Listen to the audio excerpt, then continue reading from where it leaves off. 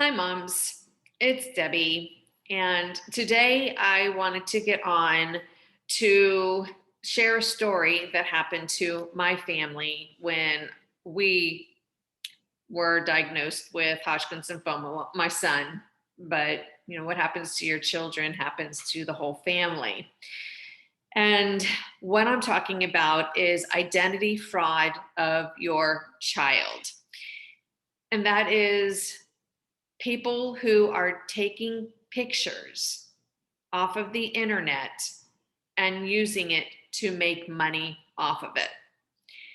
When Sean was diagnosed with Hodgkin's lymphoma in 2013, as you can imagine, you're overwhelmed. We went from Palm Beach County to St. Jude, which is in Memphis, Tennessee. We were trying to get settled into our new normal. And I'm sure you guys all know what I'm talking about with that. You're trying to keep everybody updated, and I relied on friends to help me do that. It took a lot of weight off my shoulders, and my friend Kelly started a GoFundMe page to help me with that because I'm not very tech savvy with this, and social media was really new back in 2013. So she would keep my friends updated and put pictures on the Facebook page called Sean Sidekick. It's actually still up and running today. And every once in a while, I'll still get on there to update people on Sean. And so I thought it was really strange when I got a Facebook message from a guy named Danny. And he started asking me questions about Sean and what was going on with him and where he was. And I was asking the questions, and I finally said, what is this all about? And he told me that there was a woman named Melanie Carter, which I later found out was not her real name. She was using our family pictures, had a GoFundMe page, CareBridge page, and a Facebook page called Fight for Andrew. And she was posting these pictures and pulling on people's heartstrings to make money off of our story. She did change the type of cancer that Sean had, but she was using basically everything except for where he was at. They weren't using St. Jude, which was kind of weird because some of the pictures that they used had the Danny Thomas statue on it.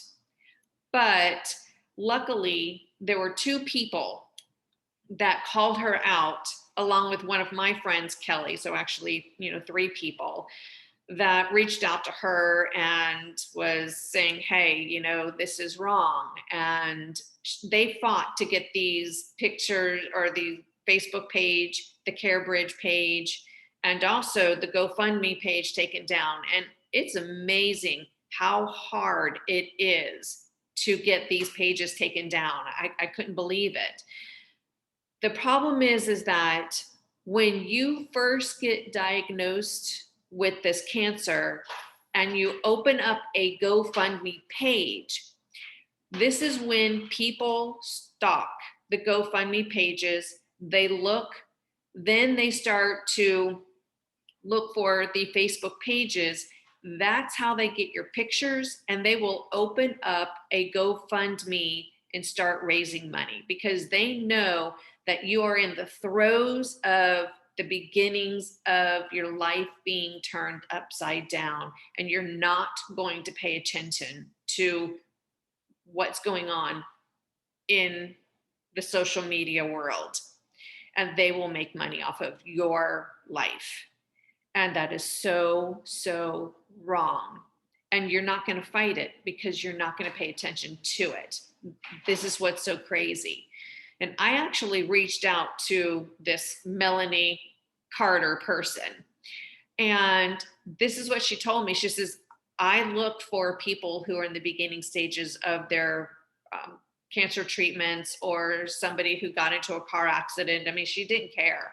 And she says, I need money for college. So this is how I get my college paid for. And I thought that was really sad, heartless. I mean, I had so many feelings going on inside of me when I heard this. So I really wanted to let everybody know this, because this should not happen to any of us. Absolutely should not happen to any of us. So I'm sure that you're probably asking, so what can I do to avoid having this happen to me? We're not going to 100% be able to avoid having this happen to me. But what we can do is, when we are posting our children's photos on Facebook, have one of the parents in the pictures at all times. If you're having one of you in that picture at all times, it's going to be hard to have that posted. Also, put a watermark on the photo in an area that cannot be cropped out. And using IRL of the Facebook IRL or your GoFundMe. So when somebody sees that, they can actually go to that page to know that this picture belongs to that page and it belongs to that person. So they can't steal your information. That's the only way that I know of that you can try to not have this happen to you, because it's absolutely devastating when you have somebody who's actually making money off of your devastation. Also, what you can do is make your Facebook page private. So not anybody can just go and take your pictures. When you are having the GoFundMe page, don't put any pictures on the GoFundMe page, or only have one picture of the whole family and just keep that picture there. And that picture has the URL to that Facebook page that they can go to, but just be careful on who you accept into the private page. Have them ask questions for them to know that person that you're accepting into that page. Just and limit the amount of photos that you are, so they can't steal the pictures, because you really don't want that. So what I did back then is I YouTubed how to upload photos, to search the internet on where my kids' photos were, and to see if anybody else was using my son's photos or my daughter's photos. And you can do the same thing, or have somebody else do it, because I know when you're going through all of this, you just can't think to do it.